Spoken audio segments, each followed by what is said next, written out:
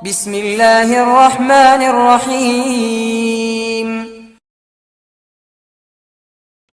Tension അടിച്ച് ജീവിക്കുന്ന ആളുകൾക്ക് വിശുദ്ധ ഖുർആൻ സമാധാനം, മാനസിക സമാധാനം നൽകുന്നു എന്നൊക്കെ പ്രസംഗിച്ചു പോയപ്പോൾ നമ്മുടെ കൂട്ടത്തിൽ ചിന്തിക്കുന്ന ബുദ്ധിയുള്ള ആളുകൾക്കൊരു സംശയമുണ്ടാകാൻ ഇടയുണ്ട്. ഉസ്താദ് വഅ്ള് പറഞ്ഞു, ഞങ്ങൾ കേട്ടു, ഖുർആൻ കൊണ്ട് സമാധാനം കിട്ടും, മനസ്സമാധാനം കിട്ടുന്ന വഅ്ള്.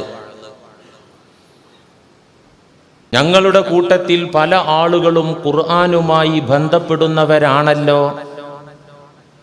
ഖുർആൻ ഓതാൻ വായിക്കാൻ പഠിച്ചവരുണ്ടല്ലോ, ഖുർആൻ എഴുതാൻ അറിയുന്നവരുണ്ടല്ലോ, ഖുർആൻ പഠിപ്പിച്ചുകൊണ്ടിരിക്കുന്ന, ഖുർആൻ പഠിപ്പിക്കുന്ന അധ്യാപകന്മാരുണ്ടല്ലോ, ഖുർആനിൻ്റെ പരിഭാഷ വായിച്ച് അതിൻ്റെ ആശയം ഗ്രഹിച്ചവരുണ്ടല്ലോ. അവർക്കൊന്നും ഈ സമാധാനം കാണാനില്ലല്ലോ.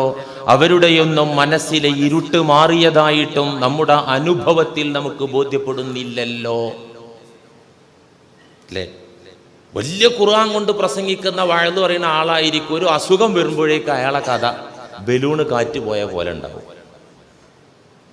ഖുർആൻ പഠിപ്പിച്ച് ഒരുപാട് ആയിരക്കണക്കിന് ശിഷ്യഗണങ്ങളെ വളർത്തിയെടുത്ത അൽ-ആലിമുൽ അല്ലാമയായിരിക്കും. മോളെ കല്യാണം വരുമ്പോഴേക്കിന് മൂപ്പര് ബേജാറാവും. അല്ല, ചിന്തിക്കണം, നമ്മുടെ തലച്ചോറിന് പണി വേണം. ഖുർആൻ കൊണ്ട് എവിടെന്ന് സമാധാനം കിട്ടാനാണ് എന്ന ഒരു ചോദ്യം ഉയരുമ്പോൾ നമ്മൾ കഴിഞ്ഞയാഴ്ച അതിന് മറുപടി പറഞ്ഞു. ഖുർആനിനെ സമീപിക്കേണ്ട വിധം സമീപിക്കാത്തതാണ് പ്രശ്നം, ഖുർആനിന്റെ പ്രശ്നം അല്ല. വിശുദ്ധ ഖുർആനിനെ അതിൻ്റെ അദബോടുകൂടെ, മര്യാദയോടുകൂടെ സമീപിക്കുമ്പോൾ നബി സല്ലല്ലാഹു അലൈഹി വസല്ലമ തങ്ങൾ ഏതൊരു രൂപത്തിലാണോ, വിധത്തിലാണോ ഖുർആനിനെ സമീപിക്കാൻ നമ്മോട് പഠിപ്പിച്ചിട്ടുള്ളത് എങ്കിൽ ആ വിധത്തിൽ, ആ മാർഗത്തിൽ ഖുർആനെ സമീപിക്കുമ്പോഴാണ് സമാധാനം കിട്ടുക, മനസ്സിലെ ഇരുട്ട് മാറി വെളിച്ചം വരിക. നമ്മൾ കഴിഞ്ഞയാഴ്ച പറഞ്ഞു വെച്ചു, 3 തരത്തിലാണ് മുസ്ലിം ഉമ്മത്ത് ഖുർആനിനെ സമീപിക്കുന്നത്. മുസ്ലിങ്ങളിൽപ്പെട്ട ആളുകൾ 3 തരത്തിലാണ് ഖുർആനിനെ സമീപിക്കുന്നത്. ഒരു വിഭാഗം ആളുകൾ ഖുർആനിലെ അക്ഷരങ്ങൾ പഠിക്കുന്നു, വാക്കുകൾ പഠിക്കുന്നു, ആയത്തുകൾ പഠിക്കുന്നു, ഓതാൻ പഠിക്കുന്നു, എഴുതാൻ പഠിക്കുന്നു, അതിൻ്റെ മലയാള തർജുമ പഠിക്കുന്നു. പക്ഷേ വിശുദ്ധ ഖുർആനിന്റെ പൊരുൾ അവർക്ക് കിട്ടുന്നില്ല. വിശുദ്ധ ഖുർആനിന്റെ അന്തസത്ത അവർക്ക് കിട്ടുന്നില്ല. നിധി എന്ന് എഴുതാൻ പഠിക്കുന്നു, നിധി എന്ന് മനോഹരമായി മൊഴിയാൻ, വായിക്കാൻ പഠിക്കുന്നു. നിധി ഇതുവരെ കിട്ടിയിട്ടില്ല, നിധി ഇതുവരെ ആസ്വദിക്കാൻ കഴിഞ്ഞിട്ടില്ല.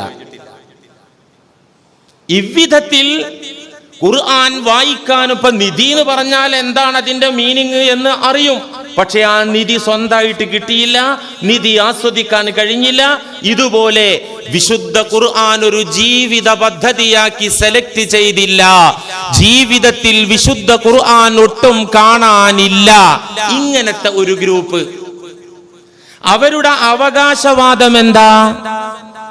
ഞങ്ങൾ ഖുർആൻ പഠിച്ചിട്ടുണ്ട്, ഞങ്ങൾ ഖുർആൻ ഉൾക്കൊണ്ടിട്ടുണ്ട്, ഖുർആനിന്റെ വക്താക്കൾ ഞങ്ങൾ തന്നെയാണ്, ഖുർആൻ പറയാൻ അർഹതയുള്ളവർ ഞങ്ങൾ തന്നെയാണ് എന്നതാണ് അവരുടെ ജൽപ്പണം, അവരുടെ വാദഗതി. ഈ വിഭാഗത്തിൽ കൂടുതൽ ആളുകളും മുനാഫിഖുകൾ, കപടവിശ്വാസികളാണെന്നും ഇത്തരം ആളുകളാണ് നാളെ നരകത്തിന്റെ വിറകായി വരുന്നത് എന്നും പുണ്യ റസൂൽ മുഹമ്മദ് മുസ്തഫ. കണ്ടോ നിങ്ങൾ, ഖുർആനെ സമീപിച്ചൊരു പാർട്ടി എത്തിപ്പെടുന്ന തലാണ് ഈ പറഞ്ഞത്. രണ്ടാമതൊരു ഗ്രൂപ്പ് ആളുകള്, അവർ ഖുർആൻ ഓതാൻ പഠിക്കുന്നു, അവർ വായിക്കാൻ പഠിക്കുന്നു, എഴുതാൻ പഠിക്കുന്നു, അവർക്ക് പറ്റുന്ന വിധത്തിൽ അതിൻ്റെ ആശയവും അവർ ഗ്രഹിച്ചിട്ടുണ്ട്. പക്ഷേ വീരവാദം അവർക്കില്ല, അവകാശവാദം അവർക്കില്ല, ജൽപ്പനങ്ങൾ അവർക്കില്ല. അവരെന്താ മനസ്സിലാക്കുന്നത്? ഖുർആൻ അനന്ത സാഗരമാണ്. അത് നിന്റെ കലാമാണ് അല്ലാഹ്. സർവലോകങ്ങൾക്കും സർവകാലങ്ങൾക്കും കാലിക പ്രസക്തമാണ് അല്ലാഹ് ഖുർആൻ. ആ ഖുർആനിൽ നിന്ന് എനിക്ക് കിട്ടിയത്, ഞങ്ങൾക്ക് കിട്ടിയത്, പ്രവിശാലമായ കടലിൽ കൈയൊന്ന് ഇറക്കിയിട്ടൊന്ന് മുക്കിയെടുത്ത് വലിച്ചാൽ കയ്യിൽ എന്തോരുണ്ടാകും? അല്ലെങ്കിൽ എൻ്റെ കൈക്കുമ്പിൾ കൊണ്ട് ഞാൻ കടൽ ജലം ഒന്ന് മുക്കിയാൽ എത്ര കിട്ടും? അത്രേ ഖുർആനിൽ നിന്ന് എനിക്ക് കിട്ടിയിട്ടുള്ളൂ. അതിനപ്പുറത്ത് ഖുർആൻ ഇനിയും കിടക്കുകയാണ്. ഞാൻ എന്ത് കണ്ടു ഖുർആനിൽ നിന്ന്? ഞാൻ എന്തറിഞ്ഞു അല്ലാ? നീ അറിയിച്ചു തന്നാലല്ലാതെ എനിക്കറിയാനാവില്ല അല്ലാ. ഈ ഒരു മൈൻഡോടെ പഠിച്ചതനുസരിച്ച് അമൽ ചെയ്യാൻ ശ്രമിക്കുന്ന ആളുകൾ രണ്ടാമത്തെ ഗ്രൂപ്പ്. പൂർണ്ണമായിട്ട് പഠിച്ചതുപോലൊന്നും ജീവിക്കാൻ കഴിയുന്നില്ല, എന്നാലൊരു കൊതി. പഠിച്ചതനുസരിച്ച് അമൽ ചെയ്യാൻ ശ്രമിക്കുന്ന ആളുകൾ, വീരവാദം മുഴക്കാത്ത ആളുകൾ, വിനയമുള്ള മുഅ്മിനീങ്ങൾ, ഇവർ രക്ഷപ്പെടാൻ സാധ്യതയുള്ള മുഅ്മിനീങ്ങളാണ്. രണ്ട് അല്ലേ? ഈ രണ്ടാം ഗ്രൂപ്പിൽ നമ്മൾ മിനിമം പെടണം. പഠിക്കുന്നതിൽ ബോധമുണ്ടാവുകയും പഠിക്കുന്നതനുസരിച്ച് ജീവിക്കാനുള്ള താല്പര്യമുണ്ടാവുകയും ചെയ്താൽ ഖുർആനിന്റെ ഫലം നമുക്ക് ലഭിച്ചു തുടങ്ങും. ഇന്നത്തെ പഠനവും പാരായണവും എങ്ങനെ ഒന്ന് ആലോചിക്കൂ സഹോദരന്മാരെ. മഹാനായ റഈസുൽ മുഫസ്സിരീൻ അബ്ദുല്ലാഹി ഇബ്നു അബ്ബാസ് റളിയല്ലാഹു അൻഹുമ പറയുന്നുണ്ട്, വിശുദ്ധ ഖുർആൻ വ്യാഖ്യാനിക്കാൻ പുണ്യനബി സർട്ടിഫിക്കറ്റ് കൊടുത്ത സ്വഹാബത്തിന്റെ കൂട്ടത്തിലെ ഖുർആൻ പണ്ഡിതനായ റഈസുൽ മുഫസ്സിരീൻ, ഖുർആൻ വ്യാഖ്യാതാക്കളുടെ അധ്യക്ഷനെന്ന സ്ഥാനപ്പേര് അലങ്കരിക്കുന്ന മഹാനായ സ്വഹാബി വര്യൻ ഇബ്നു അബ്ബാസ് എന്നവർ പറയുന്നുണ്ട്. എന്താ പറയുന്നത്? لأن أقرأ البقرة وآل عمران مع تدبر أحب إلي من أن أقرأ القرآن كله بغير تدبر. ഒരു അൽബഖറയും ആലു ഇമ്രാനും ആശയമറിഞ്ഞ് ഉൾക്കൊണ്ട് ഓതുന്നതാണ് എനിക്കിഷ്ടം. എന്ത്? ഫാത്തിഹ കഴിഞ്ഞിട്ടുള്ള 2 അധ്യായങ്ങളാണ് ബഖറയും അല്ലെ ആലു ഇമ്രാനും, വലിയ അധ്യായങ്ങളാണ്. ഈ 2 അധ്യായങ്ങൾ ഉൾക്കൊണ്ട് ഓതുന്നതാണ് എനിക്കിഷ്ടം. ഏതിനേക്കാൾ? ഖുർആൻ മൊത്തത്തിൽ ഒരു കടമ ചെയ്യും പോലെ, ഒരു ജോലി ഏറ്റെടുത്തതുപോലെ, ഒരു ഒഴുക്കൻ മട്ടിൽ ഖത്ം തീർക്കുന്നതിനേക്കാൾ, 30 ജുസ് അങ്ങ് ഓതി തീർക്കുന്നതിനേക്കാൾ എനിക്കിഷ്ടം ഉൾക്കൊണ്ട വിധത്തിൽ ഈ 2 അധ്യായം പഠിക്കുന്നതിലാണ്. തുടർന്ന് ആ സ്വഹാബി പറയാൻ, സൂറത്തു ഇദാ സുൽസില സൂറത്തും സൂറത്തു അൽ ഖാരിയയും, ചെറിയ 2 സൂറ, ഇദാ സുൽസിലത്തിൽ അർദു സിൽസാലഹ എന്ന് തുടങ്ങുന്ന അല്ലെ, അൽ ഖാരിയത്തു മൽ ഖാരിയ വമാ അദ്റാക മൽ, ഈ 2 സൂറകൾ ഉൾക്കൊണ്ട് ഓതുന്നതാണ് എനിക്കിഷ്ടം. ഉൾക്കൊള്ളാതെ അൽ ബഖറയും ആലു ഇമ്രാനും കൊട്ടക്കണക്കിൽ ഓതുന്നതിനേക്കാൾ. മനസ്സിലാവുണ്ടോ? മഹാനായ താബിഉകളുടെ കൂട്ടത്തിലെ പ്രഗൽഭരായ ഖുർആൻ പണ്ഡിതരായിരുന്ന മുജാഹിദ് റഹിമഹുല്ലയോട് ആളുകൾ, അന്നുള്ള താബിഈങ്ങൾ ചോദിച്ചു. സ്വഹാബത്തിൽ നിന്ന് നേരെ ഖുർആൻ പഠിച്ചവരാ താബിഈങ്ങൾ. അവരെ കൂട്ടത്തിലെ ഖുർആൻ പണ്ഡിതനാണ് മഹാനായ മുജാഹിദ് റഹിമഹുല്ല. അദ്ദേഹത്തോട് ചോദിക്കുകയാണ്, അൻ റജുലൈനി ദഖലാ ഫിസ്സലാ ഫകാന ഖിയാമുഹുമാ വാഹിദാ. ഒരു സംശയം. 2 ആളുകളും നിസ്കാരത്തിൽ പ്രവേശിച്ചു. 2 നിസ്കാരത്തിൽ പ്രവേശിച്ചു. ഫകാന ഖിയാമുഹുമാ വാഹിദാ. 2 പേരുടെയും നൃത്തം തുല്യമാണ്. ഖുർആൻ പാരായണത്തിന്റെ ടൈം കൃത്യമാണ്, ഒരേ അളവിലാണ്. ഇല്ല അന്ന അഹദഹുമാ, പക്ഷേ അവരുടെ കൂട്ടത്തിൽ ഈ 2 പേരിൽ ഒരാള് ഖറഅ അൽ ബഖറത ഫഖത്ത്, ആകെ അൽ ബഖറയാണ് ഓതിയത്. വഖറഅ അൽ ആഖർ അൽ ഖുർആന കുല്ലാ, മറ്റേയാൾ ഖുർആൻ ഖത്തം തീർത്തു മുഴുവൻ ഓതി. രണ്ടാളുടെയും നൃത്തത്തിന്റെ അളവ് തുല്യാണ്. ഒരാൾ അൽ ബഖറ മാത്രമാണ് ഓതിയത്, മറ്റേയാൾ അതേ സമയം കൊണ്ട് ഖുർആൻ 30 ജുസാണ് ഓതിയത്. എന്താണ് ഇതിനെക്കുറിച്ച് അങ്ങേക്ക് പറയാനുള്ളത്? ഫഖാല റഹിമഹുല്ലാ ഹുമാ ഫിൽ അജ്രി സവാ, പ്രതിഫലത്തിൽ അവർ രണ്ടും തുല്യരാണ്. ഖത്തം തീർത്തോന് സ്പെഷ്യൽ കൂലില്ലാന്ന്. നമ്മുടെ തറാവീഹൊക്കെ എങ്ങനെ അല്ലേ? എങ്ങനെ വല്ലുഹാ വല്ലൈലിന്റെ അവിടെ നിന്ന് തുടങ്ങിയിട്ട് സൂറത്തുന്നാസിൽ അവസാനിപ്പിക്കുന്ന ഇമാം എപ്പോഴാണോ സലാം വീട്ടി തറാവീഹ് നിർത്തുന്നത്, ആ സമയം കൊണ്ട് ഒരു ജുസു ഓതിയ മൊയ്ലേറെ നിസ്കാരം തീരും. തീർന്നിട്ടില്ലെങ്കിൽ കലാപായിരിക്കും. അവിടെ നമുക്ക് മനസ്സിലാക്കാനുള്ളത്, ഈ വല്ലുഹാ വല്ലൈലി ഓതിയ ഇമാമും അദ്ദേഹത്തെ തുടർന്ന മൗമൂമിങ്ങളും കൊട്ടേഷൻ തീർക്കാൻ വേണ്ടി പെടാപാടുപെട്ട് ഖത്തം തീർത്ത ഇമാമും ഇമാമിന്റെ കൂടെ കൂടിയവരും ഹുമാ ഫിൽ അജ്രി സവാ, രണ്ടും കൂലിയിൽ ഒരുപോലെയാണ്. പിന്നെ എന്തിനാ ഈ പാഴ്വേല ചെയ്യണേ? എന്നാ പിന്നെ കൂലിയിലുണ്ട്, അതിന്റെ മര്യാദ പ്രകാരം ഉൾക്കൊണ്ട് ഖത്തം തീർക്കാൻ അത്ര കൂലി ഉണ്ടായിരുന്നു. ഇവിടെ ഒഴിവ് വേണ്ട ആളുകൾക്ക് അല്ലേ? വളരെ കൃത്യാണ് പ്രിയമുള്ള സഹോദരന്മാരെ. നമ്മൾ എങ്ങനെ ഇന്നിപ്പോ എങ്ങനെ ഖുർആനെ സമീപിക്കണത്, ആ വഴിക്കാണ് പോട്ടെ. മെയിലേര് എന്തിനാണ് ഈ നാവിട്ടിങ്ങനെ ഇളക്കണത്? ഇന്നൊരു റൂട്ടില്ല, അത് പോരേ, അത് മതി. പക്ഷേ മഹാന്മാരായ സ്വഹാബത്ത് എങ്ങനെയാണ് ഖുർആനിനെ സമീപിച്ചത്, അതുപോലെ നമ്മൾ സമീപിക്കണ്ടേ? അള്ളാഹുവിന്റെ റസൂൽ എങ്ങനെയാണ് ഖുർആൻ പഠിപ്പിച്ചത്, അതുപോലെ പഠിപ്പിക്കണ്ടേ? സ്വഹാബത്ത് എങ്ങനെയാണ് പഠിച്ചത്, അതുപോലെ പഠിക്കണ്ടേ? അതിന് വ്യത്യസ്തമാണ് ഇന്നത്തെ പാഠ്യപദ്ധതിയും പാഠ്യരീതിയുമെങ്കിൽ അത് മാറ്റണ്ടേ മുഅ്മിനീങ്ങളെ? എങ്ങനെ ഖുർആനെ മഹാന്മാരായ സ്വഹാബത്ത് സമീപിച്ചത്? കാന ശുഗ്ലു സ്വഹാബത്തി റളിയല്ലാഹു അൻഹും ഫിൽ അഅമാലി വൽ അഹ്വാൽ. മഹാന്മാരായ പുണ്യനബിയുടെ പ്രിയപ്പെട്ട സഖാക്കൾ അവിടത്തെ തിരുമുഖത്ത് നോക്കി ആ തിരുനാവിൽ നിന്ന് നേരെ ലൈവായി ഖുർആൻ കേട്ട് പഠിച്ച സ്വഹാബത്ത്, അവിടത്തെ പുണ്യ ശിഷ്യന്മാർ, അവർ ഖുർആനിനെ സമീപിച്ചത് വകാന ശുഗ്ലു സ്വഹാബ ഫിൽ അഅമാലി വൽ അഹ്വാൽ. അവർ ഖുർആൻ ജീവിതത്തിൽ പ്രാക്ടിക്കലാക്കാനായിരുന്നു ശ്രമിച്ചിരുന്നത്. ഖുർആൻ ഒരു അവസ്ഥയാക്കി മാറ്റാനായിരുന്നു ശ്രമിച്ചിരുന്നത്. ഖുർആനികമായി ഇടപെടാനും സംസാരിക്കാനും ജനങ്ങളുമായി ബന്ധപ്പെടാനും കച്ചവടം ചെയ്യാനും ഭാര്യയോടൊന്നിച്ച് ജീവിക്കാനും വീട്ടിൽ കടക്കാനും വീട്ടിലുറങ്ങാനും വീട് നിർമ്മിക്കാനും വാഹനം വാങ്ങാനും വാഹനം വിൽക്കാനും കൃഷി ചെയ്യാനും ഒക്കെ ഖുർആനികമായിട്ടൊരു ജീവിതം. അതേ മഹദി ആയിഷ ബീവി റളിയല്ലാഹു അൻഹ പറഞ്ഞതുപോലെ കാന ഖുലുഖുൽ ഖുർആന. എന്താണ് ഖുർആൻ എന്ന ചോദ്യത്തിന് പറഞ്ഞ മറുപടി അള്ളാന്റെ റസൂലിന്റെ നേച്ചറായിരുന്നു ഖുർആൻ, അള്ളാന്റെ റസൂലിന്റെ സ്വഭാവമായിരുന്നു ഖുർആൻ.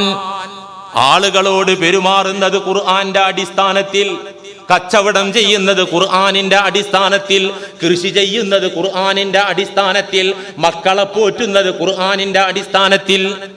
അങ്ങനെ ഉണ്ടോ? നമുക്ക് അങ്ങനെ ഉണ്ടോ? ഓത്തുണ്ട് റെഡിയാണ്. ഇവിടെ ഉണ്ടോ? സ്വഹാബത്ത് അങ്ങനെയിരുന്നു. അവർ ഫിൽ അഅമാലി വൽ അഹ്വാൽ, ഖുർആനിനെ അമലാക്കുക, ഖുർആനെ പ്രാക്ടിക്കലാക്കുക, പ്രയോഗതലത്തിൽ കൊണ്ടുവരിക. വൽ അഹ്വാൽ, അവരുടെ ഹാല്, അവരെ അവസ്ഥ തന്നെ ഖുർആനാക്കി മാറ്റുക. ഇന്നത്തെ ഈ പഠനത്തിന്റെ സിസ്റ്റത്തോട് അന്ന് അത്ര താല്പര്യം കാണുന്നില്ല. ഞാൻ രേഖ വെച്ചാ പറയുന്നത്. മാത്ത റസൂലുള്ളാഹി സ്വല്ലല്ലാഹു അലൈഹി വസല്ലം അൻ 20,000 മിന സ്വഹാബ. പുണ്യനബി മദീനത്ത് വഫാത്താകുമ്പോൾ, മരണപ്പെടുമ്പോൾ, ആ മേഖലയിൽ മദീന പട്ടണത്തിലും പരിസര പ്രദേശങ്ങളിലുമായി 20,000-ഓളം സഹാബികൾ ഉണ്ട്. വലം യഹ്ഫദിൽ ഖുർആന മിൻഹും ഇല്ലാ സിത്തത്തുൻ. ആ 20,000 സ്വഹാബാക്കൾക്കിടയിൽ ഉണ്ടായിരുന്ന ഹാഫിളീങ്ങളുടെ എണ്ണം 6. ഉഖ്തുലിഫ ഫീ ഇസ്നൈനി മിൻഹും. ഈ 6 പേരിൽ 2 പേരുടെ കാര്യത്തിൽ അഭിപ്രായ വ്യത്യാസമുണ്ട്. മുഴുവൻ ഹാഫിളായിട്ടുണ്ടോ ഇല്ലേന്ന് തർക്കമുള്ള വിഷയ 2 ആള്. തർക്കമില്ലാതെ 4 ഹാഫിളീങ്ങളാണുള്ളത്. ആ 4 ഹാഫിളീങ്ങളും അൻസാരി കൂട്ടത്തിൽ നിന്ന്, മദീനക്കാരിൽ നിന്നുള്ളവരാ. മക്കയിൽ നിന്ന് മുഹാജിറുകളായി വന്നവരിൽ നിന്നുള്ളവരല്ല. ഉബയ്യ് ഇബ്നു കഅബ് റളിയല്ലാഹു അൻഹു, മുആദ് ഇബ്നു ജബൽ റളിയല്ലാഹു അൻഹു, സെയ്ദ് റളിയല്ലാഹു അൻഹു, അബൂ സെയ്ദ് റളിയല്ലാഹു അൻഹു, സഈദ് ഇബ്നു ഉബൈദ്, അബൂ ദർദാ. ഈ 2 സഹാബികൾ ഹാഫിളുകളാണോ അല്ലേ തർക്കമുണ്ട്. നോക്കൂ നിങ്ങൾ, രേഖയിൽ കാണാം, ഹദീസിൽ കാണാം, ചരിത്രകാരന്മാർ വസ്തുനിഷ്ഠമായി രേഖപ്പെടുത്തി വെച്ചിടത്ത് കാണാം. വകാന അക്സറുഹും യഹ്ഫളു സൂറത വസൂറതൈൻ. സ്വഹാബികളിൽ 90% ആളുകളും ഒരു സൂറത്ത് മനപ്പാഠമാക്കിയവർ, 2 സൂറത്ത് മനപ്പാഠമാക്കിയവർ. ചെറിയ സൂറകൾക്ക് പുറമെ 1-2 സൂറത്തുകൾ മാത്രം ഹിഫ്ളാക്കിയവർ. നമ്മൾ അങ്ങനെയല്ലേ, യാസീൻ നമുക്കറിയും, സൂറത്തുൽ മുൽക്ക് അറിയും, പിന്നെ ആ ചെറിയ സൂറ അറിയും അല്ലേ. സ്വഹാബാക്കളിൽ അക്സറും, മഹാഭൂരിപക്ഷവും യഹ്ഫളു സൂറത വസൂറതൈൻ, 1-2 സൂറകൾ മാത്രം ഹിഫ്ളാക്കിയവരായിരുന്നു. വകാന അല്ലദീ യഹ്ഫളു അൽ ബഖറത വൽ അൻആമ മിൻ ഉലമാഇഹിം. അവരെ കൂട്ടത്തിൽ അൽ ബഖറയും അൻആമൊക്കെ ഹൃദ്യസ്ഥമാക്കിയ ആളുകൾ മിൻ ഉലമാഇഹിം, സ്വഹാബത്തിന്റെ കൂട്ടത്തിലെ മഹാപണ്ഡിതന്മാരാ. ഏത് 2 അധ്യായം വലിയ അധ്യായങ്ങൾ സൂറത്തുകൾ പഠിച്ചവർ മിൻ ഉലമാഇഹിം, അവരെ കൂട്ടത്തിലെ വലിയ കേമന്മാരായ പണ്ഡിതന്മാരാ. അതെന്താന്ന് വെച്ചാൽ പഠിച്ചത് അവിടെ ഉണ്ട്. നിധിന്ന് എഴുതല്ല, നിധിന്ന് വായിക്കല്ല, നിധിന്ന് കിട്ടിയിട്ടുണ്ട്. പോരെ 2 സൂറ പോരെ.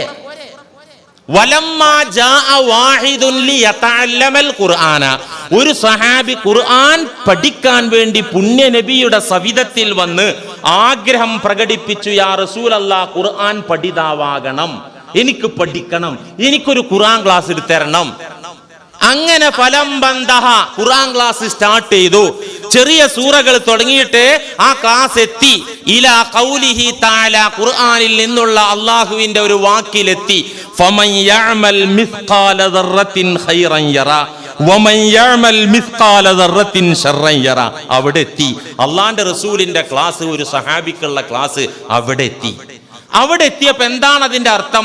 അണുത്തൂക്കം നന്മ ചെയ്താൽ ആ നന്മ അവന് കാണാനാകും, അണുത്തൂക്കം തിന്മ ചെയ്താൽ ആ തിന്മയും അവന് കാണാനാകും, അതിന്റെ കൂലിയും കുറ്റവും അവനുണ്ടാകും. ഇവിടെ എത്തിയപ്പോ, ക്ലാസ് അവിടെ എത്തിയപ്പോ, ഫഖാല യക്ഫി ഹാദാ യാ റസൂലല്ലാഹ്, നിർത്തു ക്ലാസ്, ഇനി ക്ലാസ് വേണ്ട യാ റസൂലല്ലാഹ്, നിർത്തിയേക്കു നബിയേ. ഇൻസറഫ, അദ്ദേഹം എണീറ്റു, മൂട് തട്ടി വെല്ലങ്ങട്ട് ഇറങ്ങി പള്ളിന്ന്. ഫഖാല റസൂലുള്ളാഹ്, ആ മനുഷ്യനിലേക്ക് ചൂണ്ടിയിട്ട് ലോകത്തിന്റെ ഗുരു പറഞ്ഞു, ഇൻസറഫർ റജുലു വഹുവ ഫഖീഹുൻ. ഒരു പണ്ഡിതനെ ആർക്കെങ്കിലും കാണണമെങ്കിൽ അതാ പോകുന്നു പണ്ഡിതൻ. എന്താ പഠിച്ചത് കൂട്ടുകാരെ? ചെറിയ സൂറത്തിൽ നിന്ന് ഇത്രേ പഠിച്ചിട്ടുള്ളൂ. ആ സ്വഹാബി തീരുമാനമെടുത്തു, ഇനി പരമാവധി നന്മയിൽ നിന്ന് അടിയുറച്ച് നിൽക്കുക, തിന്മയിൽ നിന്ന് അകന്ന് നിൽക്കുക, തീരുമാനമെടുത്തു. ഞാൻ ഇങ്ങനെയൊക്കെ പറയുമ്പോൾ എൻ്റെ മേലിൽ പൊതുവേ ഒരാക്ഷേപമുണ്ട്.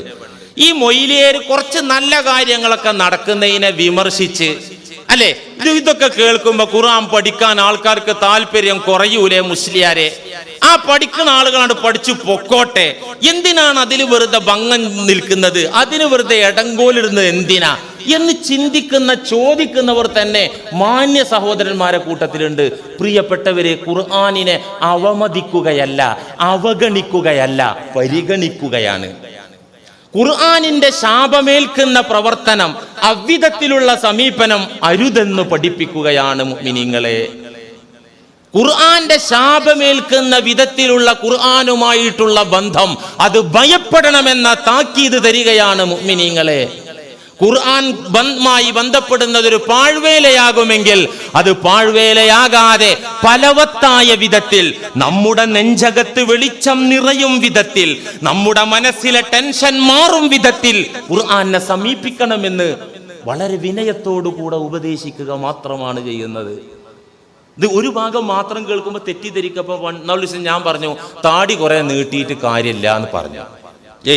അപ്പോ ഇസ്ലാമിന്റെ ഷിയാറിനെ മുസ്ലിയാരി എതിർക്കുക, ആ പള്ളിയിൽ ജുമഅക്ക് പോകാൻ പാടില്ല. പടച്ചോനെ, താടിയെ ഞാൻ കുറ്റം പറഞ്ഞ അള്ളാന്റെ റസൂലിന്റെ സുന്നത്തല്ലേ ഇത്? ഞാൻ ഇസ്ലാമിന്ന് പുറത്താവൂലേ? ഞാൻ പറഞ്ഞാലേ താടി പുറത്തേക്ക് നീളമുള്ളത് പോലെ ഒരു കുറച്ച് ഉള്ളിലേക്ക് നീളം വേണമെന്നാ പറഞ്ഞത്. അതാ പറഞ്ഞത്. അബൂജാഹിലിന്റെ സംസ്കാരവും മുത്ത് റസൂലിന്റെ സുന്നത്തിന്റെ വേഷം കെട്ടും പോരാ, അത് നിഫാഖാണെന്നാ പറഞ്ഞത്. വേഷ ഊരി വെച്ച് തോന്നിയാസിയായി നടക്കാനുള്ള ആഹ്വാനമല്ല മുഅ്മിനീങ്ങളെ. അത് സത്യസന്ധമായി ഇത് കേട്ടിരിക്കുന്നവർക്ക് മനസ്സിലാവും. പിന്നെ വിമർശിക്കുന്നവർക്ക് എങ്ങനെ വിമർശിക്കാലോ? കുഴപ്പമില്ല, വിമർശിച്ചോട്ടെ. മഹാന്മാരായ സ്വഹാബത്ത് എന്തു പറഞ്ഞു അതല്ലേ നോക്കണ്ടേ? قال علي بن أبي طالب كرم الله وجهه أنا مدينة العلم وعلي بابها. ഞാൻ വിജ്ഞാനത്തിന്റെ ഒരു മഹാപട്ടണമാണെങ്കിൽ, ഞാൻ അറിവിന്റെ ഒരു മഹാസാഗരമാണെങ്കിൽ, ആ പട്ടണത്തിലേക്ക്, സാഗരത്തിലേക്കുള്ള എൻട്രൻസ് ആണ്, കവാടമാണ് എൻ്റെ അലി റളിയല്ലാഹു അൻഹു. ആ അലിയാര് തങ്ങൾ പറയാണ്, ലാ ഖൈറ ഫീ ഇബാദത്തിൻ ലാ ഫിഖ്ഹ ഫീഹാ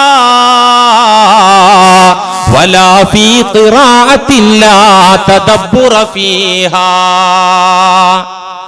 ലാ ഖൈറ ഫീ ഇബാദത്തിൻ, ഇബാദത്തിൽ പ്രത്യേകിച്ച് നേട്ടമൊന്നും കിട്ടൂല, ഇബാദത്തുകളിൽ പ്രത്യേകിച്ച് നന്മയൊന്നുമില്ല.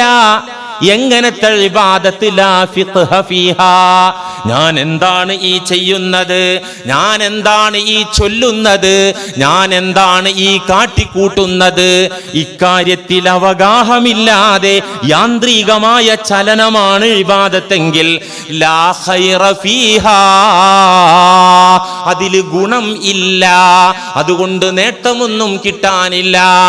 വലാ ഖിറാഅത ലാ തദബ്ബുറ ഫീഹാ, ഖുർആൻ ഉൾക്കൊള്ളാത്ത, ആശയത്തെ കുറിച്ച് ബോധമില്ലാത്ത കേവല പാരായണത്തിലും ഖൈറില്ല, പ്രത്യേകിച്ച് നേട്ടമൊന്നും ഇല്ല.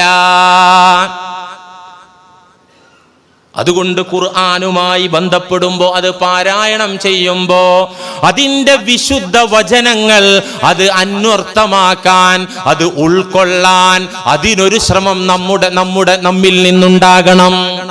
അത് ഉള്ളിൽ കൊള്ളുന്നില്ലെങ്കിലോ?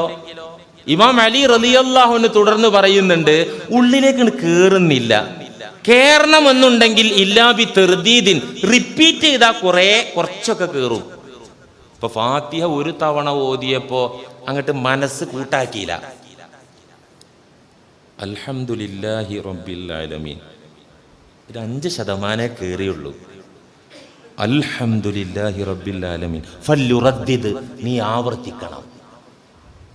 അതിന്റെ ആശയം നിനക്ക് കിട്ടുന്നില്ല, മനസ്സിൽ വരുന്നില്ല എങ്കിൽ ഫല്യുറദ്ദിദ്, റിപ്പീറ്റ് ചെയ്യണം, ആവർത്തിക്കണം. ഇത് ഇമാമും ജമാഅത്തും ആവുമ്പോൾ പറ്റൂല കേട്ടോ. ഇമാമിന് ഈ പണി പറ്റൂല, മഅ്മൂമീങ്ങൾക്ക് ഈ പണി പറ്റൂല. തഹജ്ജുദ് നിസ്കരിക്കുമ്പോൾ പറ്റും, ഒറ്റക്ക് സുന്നത്ത് നിസ്കരിക്കുമ്പോൾ പറ്റും. ഇതൊന്ന് മനസ്സിൽ കൊള്ളുന്നത് വരെ ആവർത്തിക്കുക.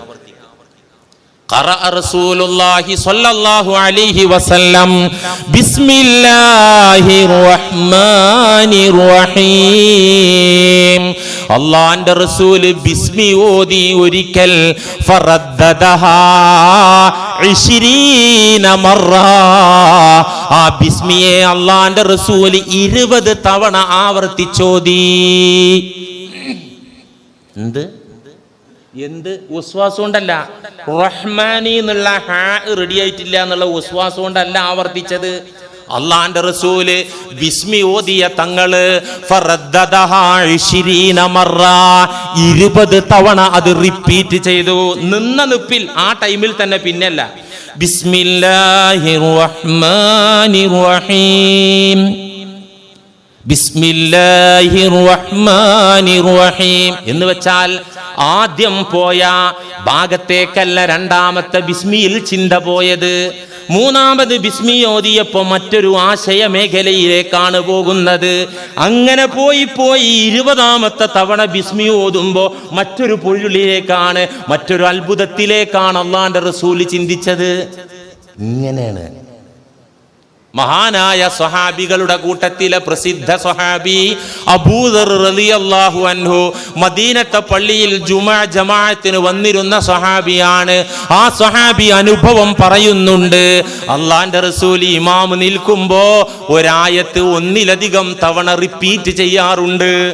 തെറ്റിയിട്ടല്ല, തപ്പിത്തടഞ്ഞിട്ടല്ല, ഉസ്വാസ് കൊണ്ടും അല്ല, പിന്നെ ആശയങ്ങളിലേക്ക് ഓടുകയാണ്, ആശയങ്ങളിലേക്ക് മാനസികമായി യാത്ര ചെയ്യണം. ഇന്നിപ്പോ ഒരു മൊയ്ലിയര് ഒരായത്തൊരു 3 വട്ടം ആശയം ചിന്തിച്ചാന്ന് പറഞ്ഞാൽ മൊയ്ലിയർക്ക് ആ നിസ്കാരം കഴിഞ്ഞാൽ പണി ഉണ്ടാവില്ല. നമുക്ക് വേണ്ട, നമ്മൾ അള്ളാന്റെ റസൂലൊന്നും അല്ലല്ലോ. പക്ഷെ ഇങ്ങനൊരു യാഥാർത്ഥ്യം ഉണ്ട്, ഇങ്ങനൊരു വസ്തുതയുണ്ട് എന്ന് നമ്മൾ തീർച്ചയായിട്ടും തിരിച്ചറിയണം മുഅ്മിനീങ്ങളെ. സലഫു സാലിഹുകളുടെ ഖുർആൻ പഠനം അങ്ങനെയാണ്. മഹാന്മാരായ മുൻഗാമികളൊക്കെ സൂറത്തുൽ ഹൂദ് പഠിക്കാൻ നിന്നിട്ട്, അതാണ് ഓതാൻ നിന്നിട്ട്, സൂറത്തുൽ ഹൂദ് 6 മാസം. എത്ര മാസം? 6 മാസേ. സൂറത്തുൽ ഹൂദ് അത്ര ദൈർഘ്യമായ സൂറത്തൊന്നുമല്ല. 6 മാസം അതിമങ്ങോട്ട് കൂടി, അതിലെ ചിന്തകൾ, അതിലെ പാഠങ്ങൾ, അതിലെ ചരിത്രങ്ങൾ, അതിലങ്ങനെ എത്ര 6 മാസം. എന്നിട്ട് തീർന്നോ? പരാജയപ്പെട്ട് നിർത്തിവെച്ചു. 6 മാസം കൊണ്ടും സൂറത്തുൽ ഹൂദിന്റെ പഠനം തീരൂല, നിർത്തിവെച്ചു. ഖുർആൻ മനസ്സിന് തണുപ്പാണ്, മനസ്സിന് വെളിച്ചമാണ്, മനസ്സിന് സ്വസ്ഥത സമ്മാനിക്കുമെന്നൊക്കെ പറയുമ്പോ എങ്ങനെയാണത് കിട്ടുക എന്ന് ആലോചിക്കണം ബുദ്ധിയുള്ള സഹോദരന്മാരെ, മുഅ്മിനീങ്ങളെ.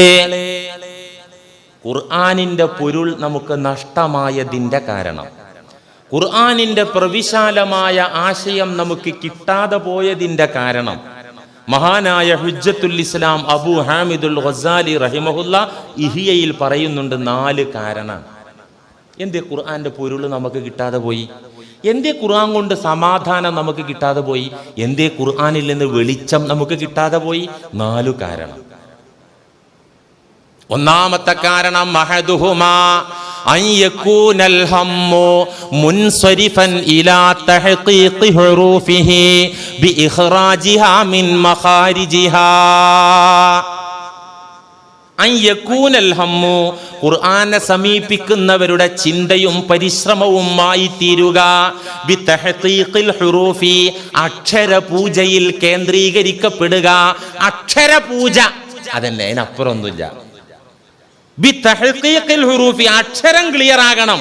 ബിഇഖ്റാജിഹാ മിൻ മഖാരിജിഹാ, സ്ഫുടമായി മൊഴിയാൻ പറ്റണം, അതിന്റെ ഉച്ചാരണം കൃത്യമാകണം. അത് മാത്രം ടാർഗറ്റ്, അതുമാത്രം ലക്ഷ്യം, അതുമാത്രം നിയ്യത്ത്, അതുമാത്രം ചിന്ത. ഇങ്ങനെ ചിന്തയായാൽ ആശയത്തിലേക്ക് പോകാൻ പറ്റുമോ? ഈ അക്ഷരങ്ങളിൽ കെട്ടിക്കുടുങ്ങി ചുറ്റിക്കറങ്ങി നിൽക്കുമ്പോൾ ആശയത്തിലേക്ക് പോകാൻ പറ്റുമോ? ഒരിക്കലും പോകാൻ പറ്റൂലല്ലോ. അക്ഷരം സ്ഫുടമായി ഓതണം, അത് തജ്വീദ് ഒരു അനിവാര്യമാണ്, അത് ഫർള് തന്നെയാണ്, അതിന് നമുക്ക് എതിർക്കാൻ പറ്റൂല. പക്ഷെ നമ്മുടെ ലക്ഷ്യാക്ഷരമല്ലല്ലോ, അല്ലല്ലോ. ആ അക്ഷരം സൂചിപ്പിക്കുന്ന വാക്ക് സൂചിപ്പിക്കുന്ന അർത്ഥമാണല്ലോ പരമലക്ഷ്യം. രണ്ടാമത്തെ ലക്ഷ്യമാണല്ലോ അക്ഷരങ്ങളും തിരുവാക്യങ്ങളും തിരുമൊഴികളും ഒക്കെ. പിശാച് വന്നിട്ട് ഓതിത്തരും, ദേ അക്ഷരം നന്നാക്കിക്കോട്ടോ, അക്ഷരം ക്ലിയർ ആക്കിക്കോ, പിശാച് വന്ന് ഇങ്ങനെ ഓതിത്തരും. അപ്പൊ ഇയാൾ ഈ പിശാചിന്റെ വഴല് കേട്ടിട്ട് ഗൈരിൽ മഗ്ലൂബി നോതി, കൃത്യമായി അക്ഷരം ക്ലിയർ ആക്കി മഹ്റജോടെ ഉച്ചാരണ ശുദ്ധിയോടെ ഓതിയ ആളോട് മഗ്ലൂബി അലൈഹി നോദിയപ്പോ ഇബ്ലീസ് വന്നിട്ട് പറഞ്ഞ അക്ഷരം ഒന്നും കൂടി അത് മൊഞ്ചാക്കിക്കോ, അക്ഷരം ഒന്നും കൂടി അത് ക്ലിയർ ആക്കിക്കോ. അപ്പോ മഗ്ലൂബി ഒന്നും കൂടിയും ക്ലിയർ ആക്കിക്കോ, മഗ്ലൂബി ഒന്നും കൂടിയും ക്ലിയർ ആക്കി, മഹ്ലൂബി ഓക്കെ ഓക്കെ ഓക്കെ, കൊളാക്കി. ഇബ്ലീസ് ഇടപെട്ടിട്ട് അതാണ് കൊളാക്കി, മഹ്ലൂബി ആക്കി. ഇത് കണ്ട് പിശാച് കൈയൊട്ടിച്ചിരിക്കുക. കിട്ടി, ഒരു ഇരയെ കിട്ടി പിശാച്. ചങ്ങാതിക്ക് ഖുർആന്റെ വെളിച്ചം കിട്ടൂല. ഇമാം ഗസാലി റഹിമഹുല്ല പറയാൻ, ഇവന് ഖുർആന്റെ വെളിച്ചം കിട്ടൂല. അക്ഷരപൂജകനായി മാറിയാല് ഖുർആന്റെ വെളിച്ചം കിട്ടൂല. ഒരു കാരണം അതാണ്. അങ്ങനത്തെ വസ്വാസുകാരുണ്ട്, അവർക്കിത് കിട്ടൂല. 2 അൻ യകൂന മുഖല്ലിദൻ ലിമദ്ഹബിൻ സമിഅഹു ബിത്തഖ്ലീദി വസബത ഫീ നഫ്സിഹി തഅസ്സുബ ലഹു. ഇതാണ് ഇഹ്യയിലെ ഇബാറത്ത്, ഉദ്ധരണി. ഒരാള് ഒരു ഇമാമിനെ തഖ്ലീദ് ചെയ്യുക, ഒരു മദ്ഹബിന്റെ ഇമാമിനെ അല്ലെങ്കിൽ ഒരു ഇമാമിനെ പിന്തുടരുക, നല്ല കാര്യമാണ്. നമ്മളെ സംബന്ധിച്ചിടത്തോളം നമ്മളിപ്പോ ഷാഫി ഇമാമിനെ പിന്തുടർന്ന ആളുകളാണ്. നേരിട്ട് ഖുർആനും ഹദീസും ഗവേഷണം ചെയ്യാൻ, ഇജ്തിഹാദ് ചെയ്യാൻ സാധിക്കാത്ത, മുജ്തഹിദാകാൻ പറ്റാത്തവർക്ക് കരുത്തനായ ഒരു ഇമാമിന്റെ കൂടെ നിൽക്കൽ തന്നെയാണ് നല്ലത്. അങ്ങനെ നിൽക്കും വേണം. പക്ഷെ ആ നിൽക്കുന്ന ആള് ഇത് മാത്രമാണ് ശരി, എന്റെ ഇമാമ് പറഞ്ഞത് മാത്രമാണ് ശരി, അതിനപ്പുറത്തുള്ളതൊക്കെയും ബാത്തിലാണ്, തെറ്റാണ് എന്ന പക്ഷപാത മൈൻഡ്, തഅസ്സുബ്. ഖുർആന്റെ ഒരു ആയത്ത് കേട്ടു, നിന്റെ ഇമാം എന്തൂട്ടാ പറഞ്ഞേ, അത്രയല്ലേ പറഞ്ഞുള്ളൂ, നീ ഏത് ഇമാമ് പറഞ്ഞാലും അത് തെറ്റാകുന്നു, ഞാൻ അംഗീകരിക്കുന്ന പ്രശ്നമില്ല. ഇവന് ഖുർആന്റെ വെളിച്ചം കിട്ടൂല, ഇവന് ഖുർആൻ കൊണ്ട് സമാധാനവും കിട്ടൂല. അതുകൊണ്ടാണ് ആ ആത്മജ്ഞാനികൾ പറഞ്ഞത് ഇന്നൽ ഇൽമ ഹിജാബുൻ. പലപ്പോഴും ഖുർആനിൽ നിന്ന് മനുഷ്യനെ അകറ്റുന്നത്, അള്ളാഹുവിൽ നിന്ന് അകറ്റുന്ന മറയായി ഇൽമു വരും, അറിവ് വരും. ഏതറിവ്? ഈ ജാതി അറിവ്. എന്റെ ഇമാമ് പറഞ്ഞത് മാത്രം മതി എന്ന് ചിന്തിച്ചോട്ടെ, നല്ല ലക്ഷണം.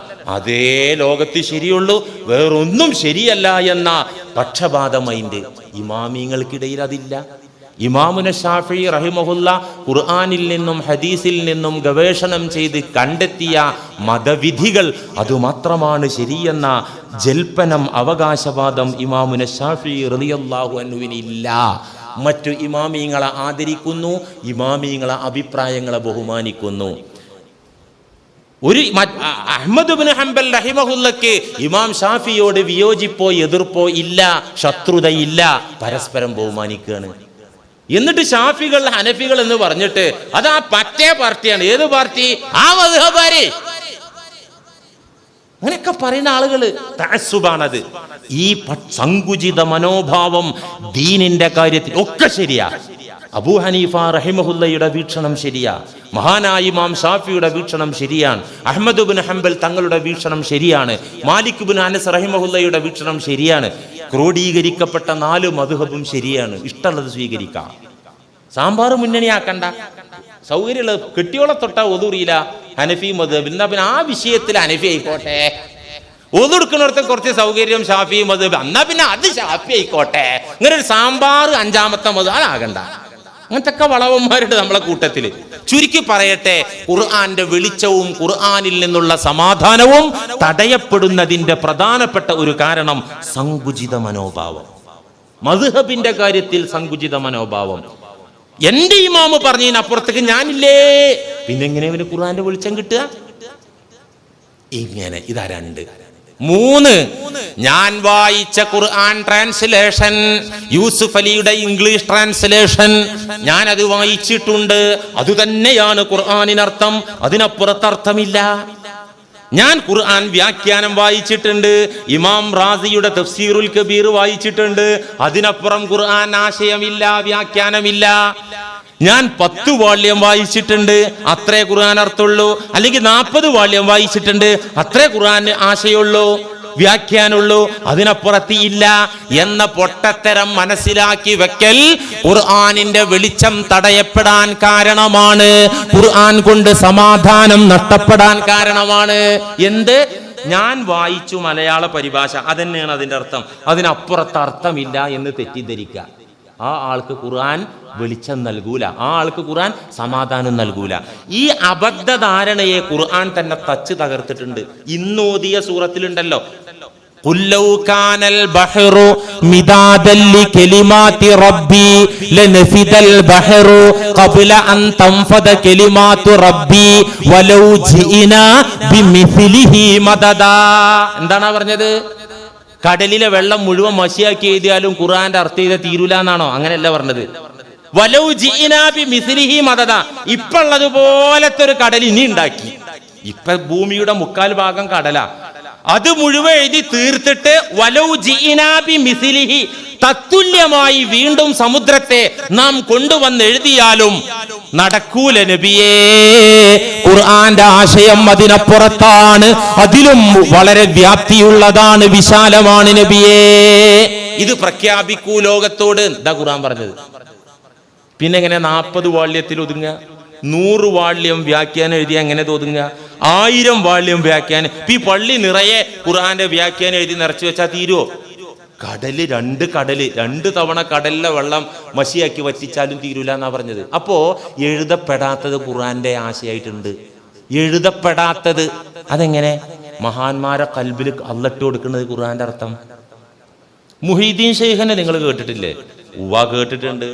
എങ്ങനെ കേട്ടത്? അത് മുഹീദ്ദീൻ ഷെയ്ഖിന്റെ പേരിൽ ഒരു കോഴിനെ നേർന്നിട്ടുണ്ട്, ആ കെയർ ഓഫ് കേട്ടിട്ടുണ്ട്. ആ ഒരു കെയർ ഓഫിൽ മാത്രം കേട്ടാ പോരാ. ആരാണ് ഈ മുഹീദ്ദീൻ ഷെയ്ഖ്? ആരാണ് ഈ മുഹീദ്ദീൻ ഷെയ്ഖ്? ഇത്ര മനോഹരമായി ഖുർആൻ പഠിപ്പിച്ച, അള്ളാന്റെ റസൂലിന്റെ അതേ റൂട്ടിൽ വിശുദ്ധ ഖുർആൻ പഠിപ്പിച്ച മഹാത്മാവാണ് ഷെയ്ഖു ജീലാനി റഹിമഹുല്ലാ. അദ്ദേഹത്തിന്റെ ഖുർആൻ ക്ലാസ് എങ്ങനെയായിരുന്നു? ബഗ്ദാദിലെ മദ്രസയിൽ ഖുർആൻ ക്ലാസ് ഉണ്ടായിരുന്നു. ബഗ്ദാദിലെ മദ്രസയിൽ ഖുർആൻ ക്ലാസ്. ആ ഖുർആൻ ക്ലാസ് കേൾക്കാൻ അക്കാലത്ത് ജീവിച്ചിരുന്ന ഹാഫിള് ഇബ്നു അബ്ബാസും ഷെയ്ഖ് ജമാലുദ്ദീൻ എന്ന പ്രഗത്ഭരായ 2 പണ്ഡിതന്മാര് ഷെയ്ഖ് ജീലാനിയുടെ ഖുർആൻ ക്ലാസ് ഒന്ന് വീക്ഷിക്കാൻ വേണ്ടി ബഗ്ദാദിലെ മദ്രസയിലേക്ക് ചെന്നപ്പോ കണ്ട രംഗെന്താ? ഒരു ശിഷ്യൻ, ഒരു മുരീദ്, ഒരു ശിഷ്യൻ ഒരു ആയത്തും കേട്ട് ഓതും. ഷെയ്ഖ് ജീലാനി മുഹീദ്ദീൻ ഷെയ്ഖിന്റെ മുമ്പാകെ ഒരായത്ത് ഖുർആനിൽ നിന്ന് അങ്ങോട്ട് ഓതുമ്പോ 11 വ്യാഖ്യാനങ്ങൾ ഒരായത്തിന്. എത്ര വ്യാഖ്യാനം?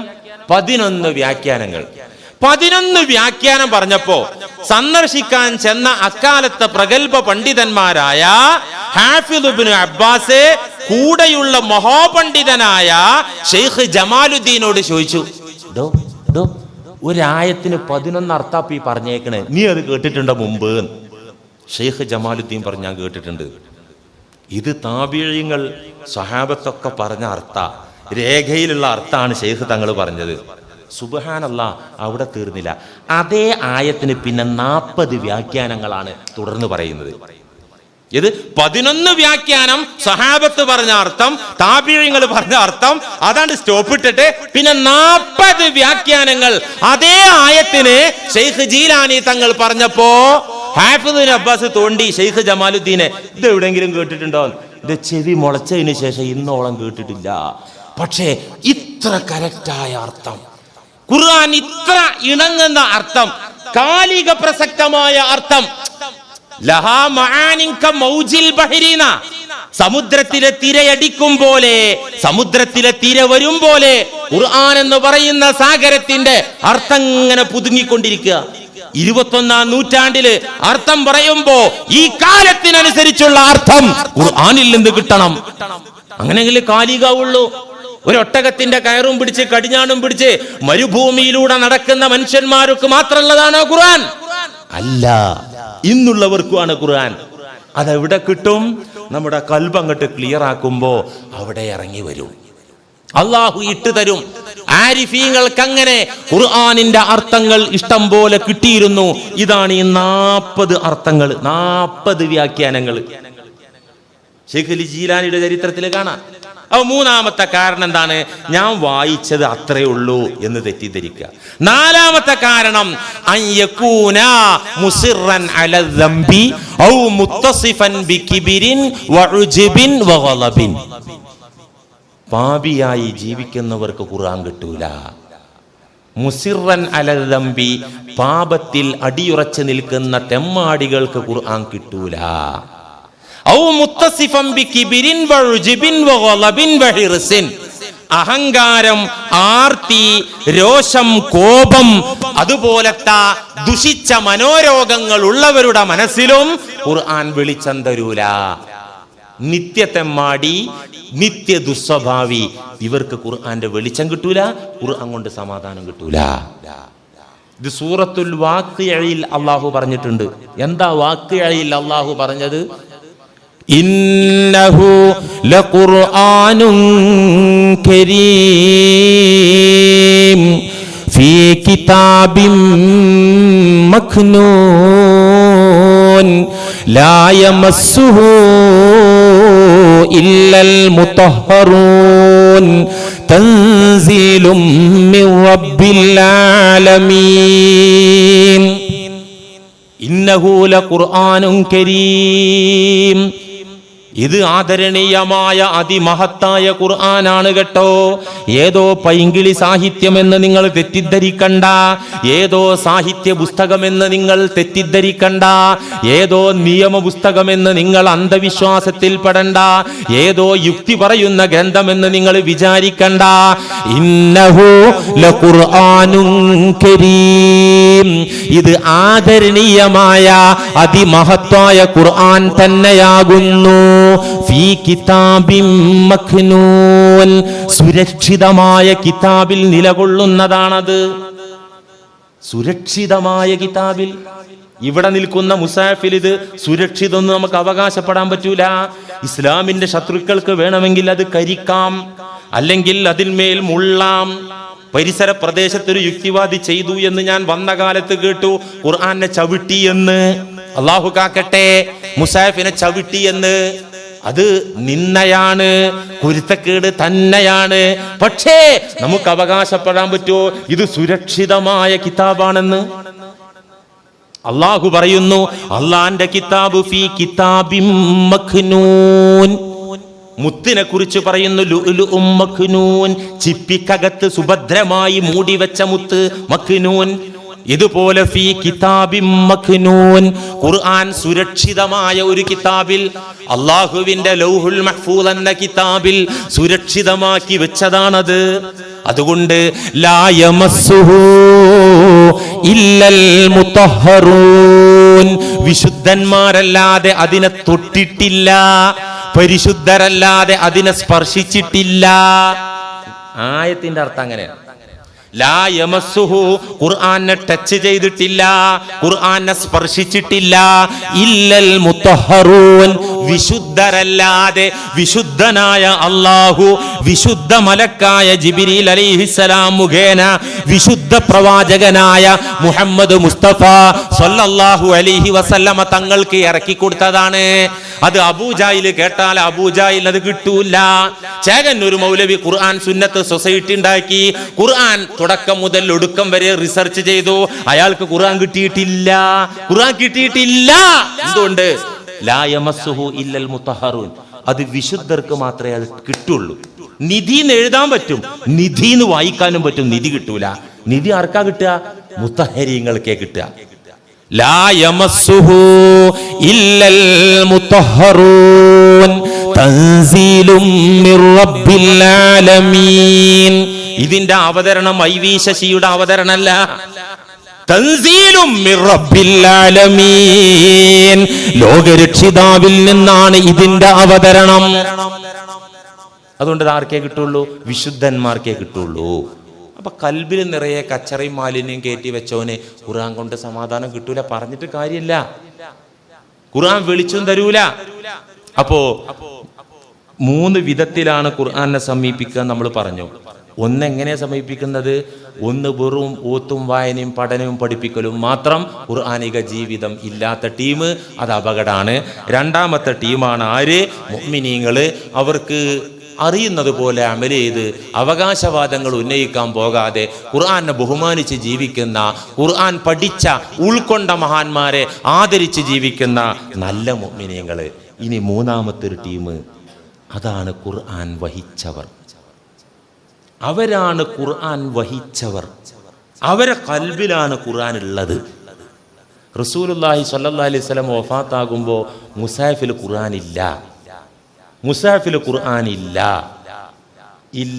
അന്ന് എവിടെ ഖുർആൻ ഉണ്ടായിരുന്നത്? വിശുദ്ധ സ്വഹാബത്തിന്റെ കൽബിൽ. എവിടെ? വിശുദ്ധ സ്വഹാബത്തിന്റെ കൽബിൽ. അവിടെ ഖുർആൻ ഉണ്ടായിരുന്നത്. ഗ്രന്ഥരൂപത്തിൽ റസൂലുള്ള വഫാത്താകുമ്പോൾ ഖുർആൻ ഇല്ല. അൽയൗമ അക്മൽതു ലക്കും ദീനക്കും വഅത്മംതു അലൈക്കും നിഅമതി വറളീതു ലക്കുമുൽ ഇസ്ലാമ ദീന. ഇന്ന് ഇസ്ലാം പൂർത്തീകരിച്ചു കഴിഞ്ഞു. ഇനി ഒന്നും വെളിയിൽ നിന്ന് കൊണ്ടുവരേണ്ടതില്ല, അകത്തുള്ളതൊന്നും ഡിലീറ്റ് ചെയ്യേണ്ടതില്ല എന്ന ഖുർആനിക പ്രഖ്യാപനം വന്ന അന്ന് ഖുർആൻ ഏടുകളിൽ ഖുർആൻ ഇതുപോലെ ക്രോഡീകരിക്കപ്പെട്ട അവസ്ഥയിൽ നമ്മുടെ മുന്നിലുള്ള ക്രമത്തിൽ അന്ന് ഖുർആൻ ഇല്ല, മുസാഫ് ഇല്ല.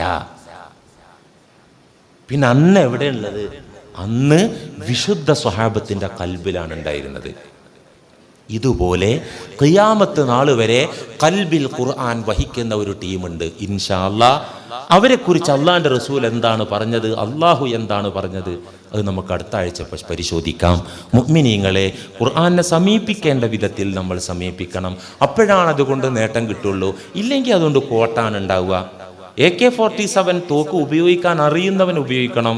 എട്ടും പൊട്ടും തിരിയാത്ത കൊച്ചുകുഞ്ഞിന്റെ കയ്യിൽ കൊടുത്താൽ അത് അപകടമാണ്. ഭ്രാന്തന്റെ കയ്യിൽ ഇത് കൊടുത്താൽ അപകടമാണ്. ഇതുപോലെ ഖുർആൻ കൊണ്ട് ഉയരുന്നവരും വളരുന്നവരുമുണ്ട്, ഖുർആൻ കൊണ്ട് തകരുന്നവരുമുണ്ടെന്ന് ഖാല റസൂലുള്ളാഹി.